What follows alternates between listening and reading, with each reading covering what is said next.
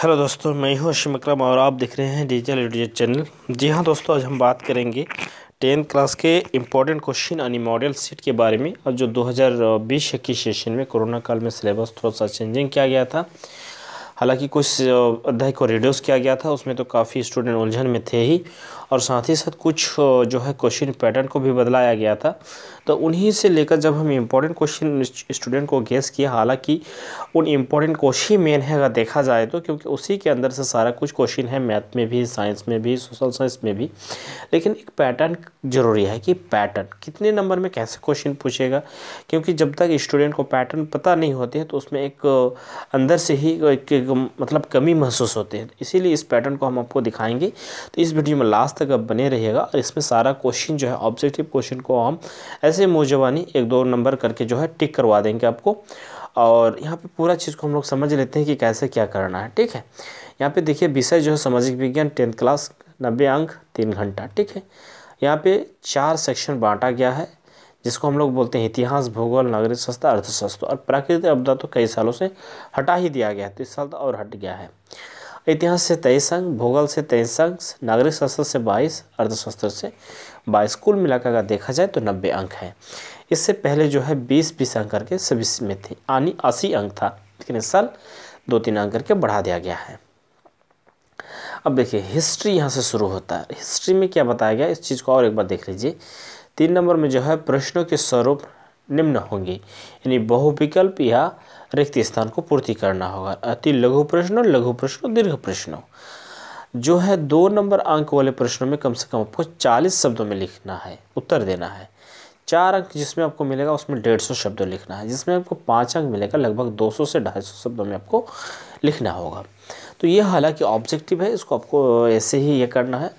अगर exam copy में आपको OMR सीट मिलेगा तो उसमें रंग करना होगा। यदि OMR सीट नहीं मिलते हैं, अभी ये भी एक बात है, अभी तक इसका खुलासा हुआ नहीं है कि OMR सीट रहेंगे या तो इसका जो है जो कॉपी में लिखते हैं OMR तो हालांकि होते हैं, लेकिन उसमें जो है नाम, रोल नंबर, हाँ, इस सब चीज़ को ये करना पड़ता है, फिल करना पड़ता है।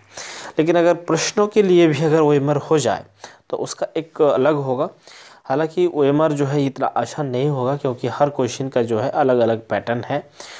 हाँ, जैसे साइंस में आपको 2 जगह में OMR है, यानी ऑब्जेक्टिव क्वेश्चन है, तो उसमें फिर बच्चों जो है उलट पलट हो सकते हैं। तो इसको अगर होगा तो आपको आंसर बुक में ही, क्वेश्चन में ही इसको एक जो है क्वेश्चन लिख के या नंबर लिख के उसका सिर्फ आंसर लिखना होगा।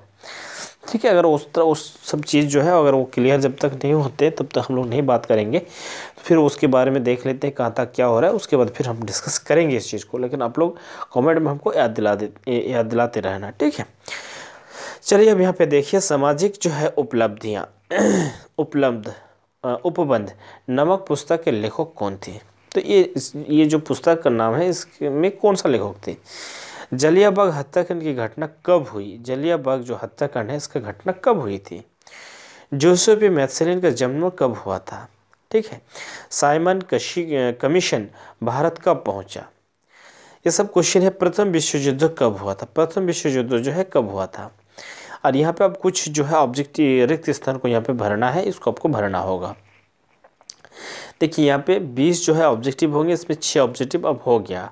ठीक है, अब बाकी जो है सारे सब्जेक्ट में, तो मतलब ये तो आपका हिस्ट्री अभी चल रहा है, सभी में ऑब्जेक्टिव आएंगे।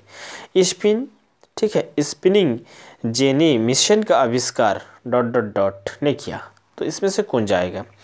गांधी इरविन समझौता ... हुआ, तो कब हुआ था। अब यहाँ से शुरू होता है अति लघु प्रश्न। यहाँ पे 2 ही जो है objective fill in the blank में रहा। अब यहाँ पे 2 अंक वाले जो है 40 नंबर, इसको 40 शब्दों में लिखना होगा। हाँ, तो कन्यादर्श जिसको हम लोग यूटोपिया बोलते हैं, यूटोपिया सब क्या समझते हैं, या पिकेटिंग्स क्या समझते हैं। 2 क्वेश्चन यहाँ पे है, दोनों को आपको लिखना, 2-2 अंक मिलेंगे। तो उसके बाद 17वीं सदी में यूरोप शहरों के सौदागर गाँवों में किसानों और कारीगरों के काम करने लगे, व्याख्या करें। तो ये हम क्वेश्चन आपको बताए भी थे इंपॉर्टेंट क्वेश्चन सीरीज में, और इम्पोर्टेंट में सबसे पहले हम आपसे ही उम्मीद रखेंगे कि इंपॉर्टेंट क्वेश्चन का ही सीरीज ज़्यादातर देखिए। तो उसमें क्या होगा, आपको एक यहाँ तो सिर्फ ऑब्जेक्टिव क्वेश्चन नहीं मिलता है, लेकिन उसमें आपको सारा चीज़ मिल जाएगा, ठीक है। उसके बाद यहाँ पे खाद्य उपलब्धता की तकनीक के प्रभाव को दर्शाने के लिए इतिहास से 2 उदाहरण दें, ठीक है। उसका मरियम और जर्मन कौन थे, ये क्वेश्चन भी इंपॉर्टेंट क्वेश्चन सीरीज में हम दिए हैं। जिस तरह उन्हें चित्रित किया गया उसका महत्व क्या महत्व था। 19वीं सदी के यूरोप में कुछ उद्योगपति मशीनों के बजाय हाथ से काम करने के श्रमिकों को प्राथमिकता देते थे। ये भी हम इंपॉर्टेंट क्वेश्चन के सीरीज में रखे हैं। हालांकि अगर देखा जाए तो इंपॉर्टेंट क्वेश्चन के सीरीज से सारे क्वेश्चन है, लेकिन यहाँ पे थोड़ा सा जो है पैटर्न चेंजिंग किया गया, पैटर्न अलग अलग है, बाकी सब कुछ सही है। अब यहाँ पे भूगोल में देखिए, इकाई 2, निम्न में से कौन सी एजेंसी सार्वजनिक क्षेत्रों में स्टील को बाजार में उपलब्ध करवाई। तो कौन सी कंपनी, ठीक है, टाटा कंपनी हो या हेला कंपनी, कौन सी कंपनी। भारत का सबसे लंबा राष्ट्रीय राजमार्ग कौन से है, निम्न में से कौन सा है। निम्न में से कौन सी रबी फसल है, कौन सी रबी फसल है। नवीकरण योग्य संसाधन का एक उदाहरण दे। ये सब बहुत इजी क्वेश्चन है। उसके बाद यहाँ पे है लाल मिट्टी की रचना कैसे होती है। जड़ोद मृदा के मुख्य विशेषताओं को लिखिए। परंपरागत और गैर परंपरागत ऊर्जा संसाधनों, यानी सभी जो क्वेश्चन हम जितने भी क्वेश्चन डिस्कस कर रहे हैं, सिर्फ मेरा मेन मकसद यही है। और सिर्फ ये पैटर्न आप थोड़ा सा देख सकते हैं कि हाँ इतना नंबर में ये क्वेश्चन जाएगा, जैसे आपका 19 और 20 जो है 4 अंक मिलेंगे। हालांकि इसमें थोड़ा सा और उलझन में जाएंगे, लेकिन आपको इम्पोर्टेंट क्वेश्चन का सीरीज जो है अभी उसी को आप बढ़िया से तैयारी कर लीजिए, उसी क्वेश्चन को। और इसको यानी जो मॉडल सेट अभी आ रहे हैं, इन सब मॉडल सेट को आपको एग्ज़ाम के तौर पर यानी टेस्ट के हिसाब से इसको लिखना चाहिए, बैठना चाहिए। लेकिन तैयारी के लिए आपके पास जो है इंपॉर्टेंट क्वेश्चन जो गेस किए हुए हैं उसी को लेना चाहिए, और अगर उसी को आप ध्यान ला के पढ़ेंगे तो सारा क्वेश्चन आपका हल हो जाएगा। उसके बाद यहाँ पे मानचित्र दिया गया है, झारखंड राज्यों का गठन कब हुआ। तो ये सब बहुत इजी क्वेश्चन है। 2000 ईस्वी में हम लोग जानते हैं 1970 और 1993 के मध्य बेल्जियम के संविधान में कितनी बार संशोधन किया गया था, कितनी बार संशोधन किया गया था। इनमें से कौन जो है गैर लोकतांत्रिक देश है, कौन यहाँ पे गैर लोकतांत्रिक देश है। सभी तो गैर लोकतांत्रिक देश है, लेकिन कौन गैर लोकतांत्रिक देश है। उसके बाद भारतीय जनता पार्टी का मुख्य प्रेरक सिद्धांत क्या है। हाँ, बहुजन समाज या क्रांतिकारी लोकतंत्र या सांस्कृतिक राष्ट्रवाद या आधुनिकता, कौन सी है यहाँ पे, ठीक है। भारतीय जनता पार्टी का यहाँ पे बात किया गया है, ठीक है। भारतीय कम्युनिस्ट पार्टी की स्थापना कब हुई, कब की गई। भारतीय जो कम्युनिस्ट पार्टी है उसकी स्थापना कब की गई थी। यहाँ पे श्रीलंका स्वतंत्र राष्ट्र में बना, कब स्वतंत्र राष्ट्र बना श्रीलंका, ठीक है। बहुजन समाज पार्टी का गठन में हुआ, कितने में हुआ था। 22 भाषाओं को भारतीय संविधान की अनुसूची में रखा गया है। तो कौन सी अनुसूची, 8वीं अनुसूची में, ठीक है। केंद्रों के साथ राज्य सरकारों की साझी दिलचस्पी वाले विषय के अंतर्गत आते हैं। तो कौन सी सूची में, संघ सूची या संवर्धित सूची। तो संवर्धित सूची में। सत्ता की साझेदारी से क्या लाभ होते हैं। सूचना के अधिकार से आप क्या समझते हैं। एक अच्छे सूचना का अधिकार, देखिए ये सब दोनों क्वेश्चन को जो है छोटा छोटा हम इन सब क्वेश्चन को आंसर ये करेंगे, ठीक है। तो एक अच्छे लोकतंत्र की मुख्य विशेषताओं को लिखिए। भारत की संघीय शासन व्यवस्था, भारत की संघीय व्यवस्था में बेल्जियम में मिलती जुलती एक विशेषता और उससे अलग एक विशेषता को बताइए। लोकतंत्र में राजनीतिक दलों के विभिन्न कार्यों की चर्चा करें। बी केंद्रीय किससे कहते हैं, इसकी आवश्यकता क्यों पड़ती है, कारण लिखिए। उसके बाद यहाँ पे होता है अर्थव्यवस्था, ठीक है। अर्थव्यवस्था में हम लोग कुछ क्वेश्चन देखेंगे। विश्व व्यापार संगठन की स्थापना कब हुई, विश्व व्यापार जो है उसके संगठन की स्थापना कब हुई थी। राष्ट्रीय ग्रामीण रोजगार गारंटी अधिनियम कितने जिलों में लागू किया गया, ठीक है, कितने जिलों में लागू किया गया था। यानी रोजगार की परिस्थिति के आधार पर आर्थिक गतिविधि कितने क्षेत्रक में बटा हुआ है। नई आर्थिक नीति कब बनी है।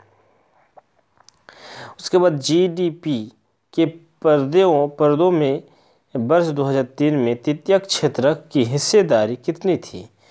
वैश्वीकरण में जीवन स्तर के सुधार में सहायता पहुंचाई। कौन यहाँ से पहुंचाया था। उसके बाद यहाँ पे कुछ फिल इन द ब्लैंक है, इसको आप देख लेंगे क्योंकि फिल इन द ब्लैंक भी काफ़ी इंपॉर्टेंट होते हैं और यहाँ पे जो है सारे क्वेश्चन हैं। बैंक में जमा की गई राशि को मांग मुद्रा क्यों कहते हैं। सेवा क्षेत्रक किससे कहा जाता है। उसके बाद यहाँ पे सारा क्वेश्चन जो है अप्रचुर बेरोजगारी, मौसमी बेरोजगारी, यहाँ से राष्ट्रीय ग्रामीण रोजगार गारंटी अधिनियम 2005 के उद्देश्य, विदेशी व्यापार विभिन्न। तो ये सारे क्वेश्चन जो है इंपॉर्टेंट है। आशा करेंगे कि ये सब क्वेश्चन को आप जरूर देखेंगे और जो हम इंपॉर्टेंट क्वेश्चन का सीरीज बता चुके हैं वही आपके लिए मेन होगा और वही सब तैयारी करें। यहाँ तो एक एक क्वेश्चन आपको मिलेंगे। हो सकता है यहाँ से 50% क्वेश्चन लड़े इस सेट से या 30% लड़े या जितने भी लड़े, लेकिन फुल क्वेश्चन यहाँ से तो टच हो ही नहीं सकता क्योंकि अगर फुल क्वेश्चन टच हो जाएगा तो ये आपका लीकेज आउट हो जाएगा।